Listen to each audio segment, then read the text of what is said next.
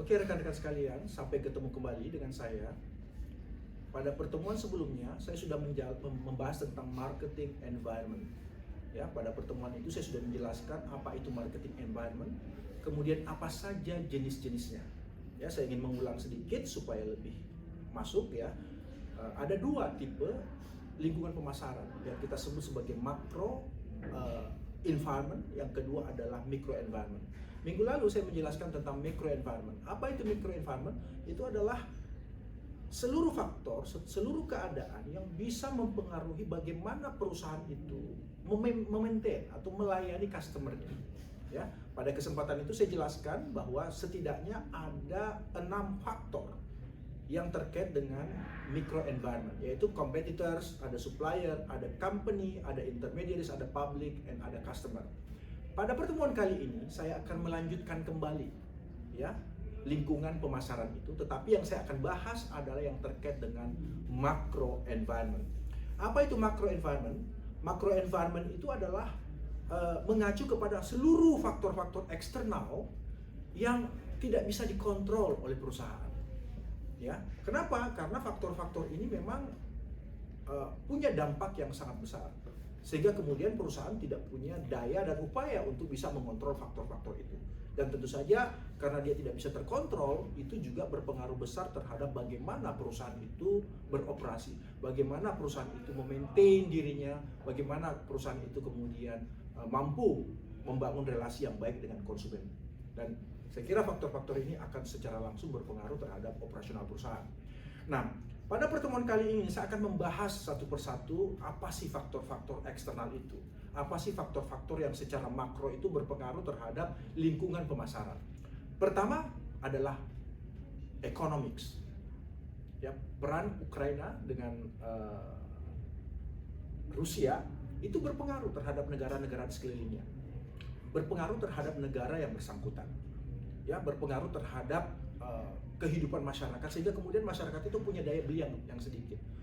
Sama dengan kondisi kita tahun 97-98, bahkan di tahun 2000-an kita mengalami yang namanya krisis ekonomi. Krisis ekonomi ini langsung atau tidak langsung itu berpengaruh terhadap operasionalisasi perusahaan.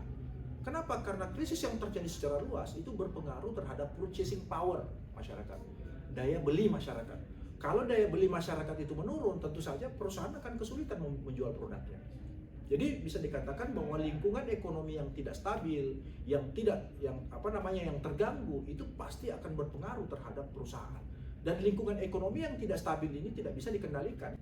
Iya kan? Sebagai perusahaan Anda hanya bisa melihat kondisinya, wah ini terjadi krisis nih, ini terjadi inflasi nih, ini terjadi misalnya kebijakan ekonomi yang dibuat oleh pemerintah barangkali yang tidak pro terhadap pengusaha barangkali. Kita masih ingat ya, undang-undang cipta kerja tuh. Ya, itu lingkungan bergejolak sehingga kemudian secara ekonomi juga ikut berpengaruh terhadap kondisi yang ada, dan itu secara langsung berpengaruh terhadap operasionalisasi perusahaan. Produk-produk yang sudah dibuat sedemikian rupa, disebarkan kepada masyarakat, di distributornya segala macam, tidak bisa dibeli. Kenapa? Karena daya beli masyarakat berkurang. Itu salah satu contohnya. Ya. Kemudian barangkali juga ya contoh yang lain, kemarin COVID itu terjadi, kemudian banyak perusahaan yang bermasalah kemudian membuat karyawannya itu income-nya menurun. Pemirsa, ribuan karyawan yang bergerak di sektor wisata di Kabupaten Kota Waringin Timur, Kalimantan Tengah terkena dampak pandemi COVID-19. Ribuan karyawan tersebut terpaksa dirumahkan, bahkan ada yang harus di-PHK akibat sepinya kunjungan wisatawan sejak merebaknya wabah COVID-19.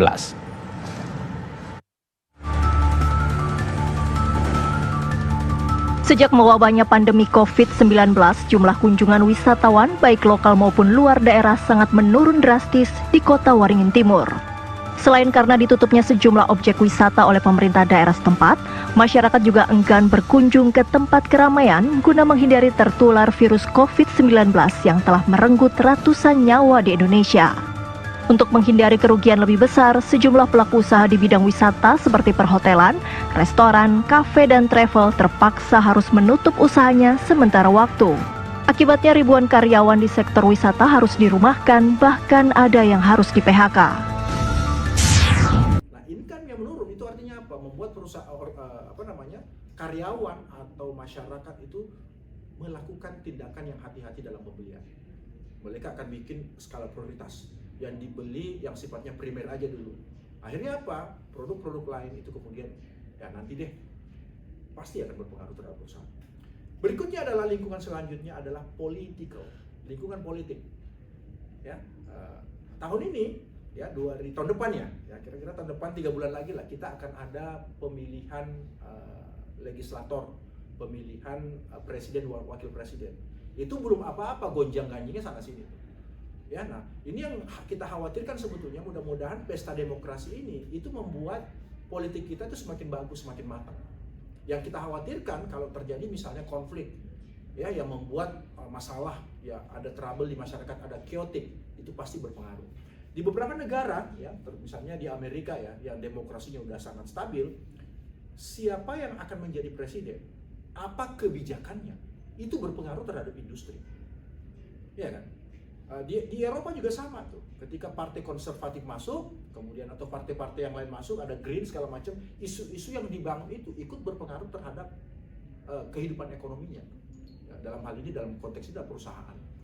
Kebijakan ekonomi misalnya, kebijakan politik barangkali yang yang mengedepankan keamanan atau mengedepankan misalnya kebijakan-kebijakan yang pro terhadap investor juga berpengaruh terhadap aktivitas ekonomi dalam negeri.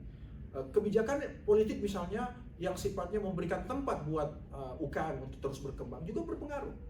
Nah, tentu saja kita berharap di tahun-tahun politik sekarang ini itu dibutuhkan kestabilan. Kenapa? Karena kalau tidak stabil, itu artinya apa? Itu artinya masalah buat perusahaan. Kita masih ingat tahun 97-98 banyak perusahaan-perusahaan Jepang yang sudah eksis di Indonesia itu memindahkan pabriknya ke tempat lain. Kenapa? Karena kita chaos. Ya, ada chaotic di situ. Berikutnya adalah ada beberapa isu. Contoh misalnya di G20 tahun 2020 lalu, isunya tentang green, tentang digital, tentang health dan lain sebagainya. Itu juga berpengaruh terhadap bagaimana ekonomi itu berjalan, bagaimana perusahaan-perusahaan itu mendesain produknya supaya produk itu lebih green. Ya, beberapa tahun terakhir ini juga pemerintah berusaha keras itu untuk menjual yang namanya electric vehicle, karena kenapa dianggap green, bikin kebijakan dan lain sebagainya, dan itu tentu saja berpengaruh terhadap produsen industri otomotif di Indonesia. Ya, berikutnya adalah natural. Ya, natural itu adalah lingkungan, ya lingkungan alam gitu ya. Saya tadi sempat menyinggung, kalau misalnya lingkungan itu dirusak, ya ada illegal logging, ada pembalakan hutan, ada misalnya pengambil alihan secara paksa lahan masyarakat, itu kita bisa dihukum loh oleh dunia internasional.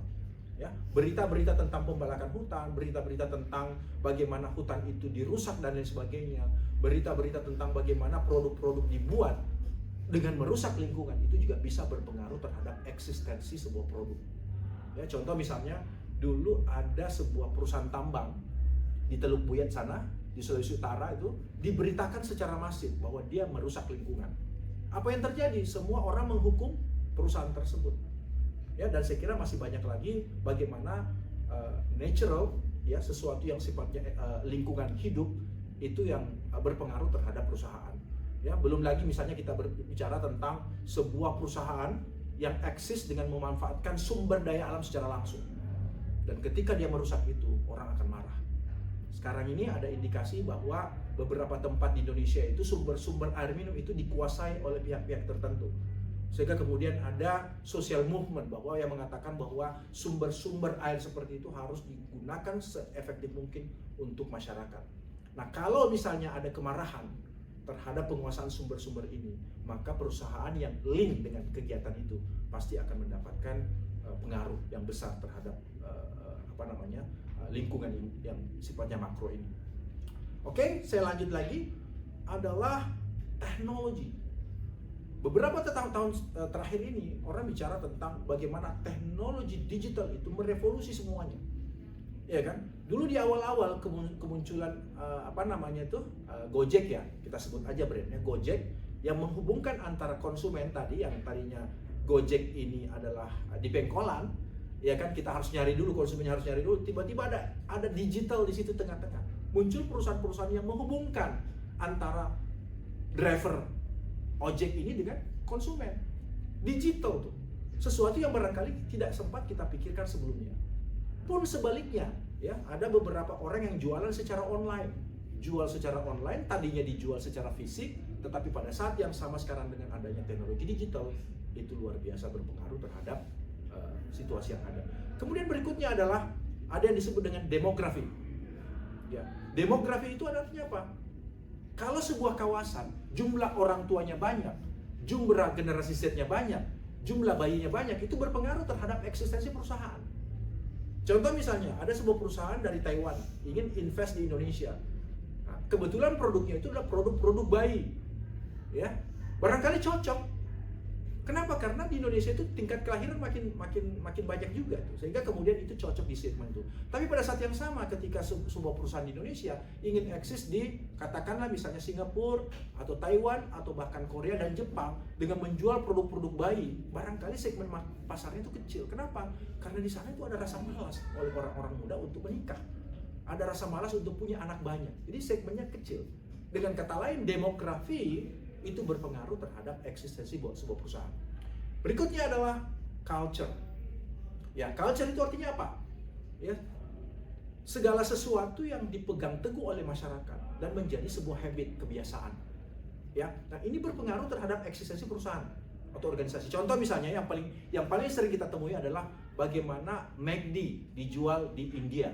Bagaimana di sana kalau Anda datang ke India, ya, Anda pesan beef, ya, yang bahan daging dari kerbau, daging dari sapi, itu tidak ada.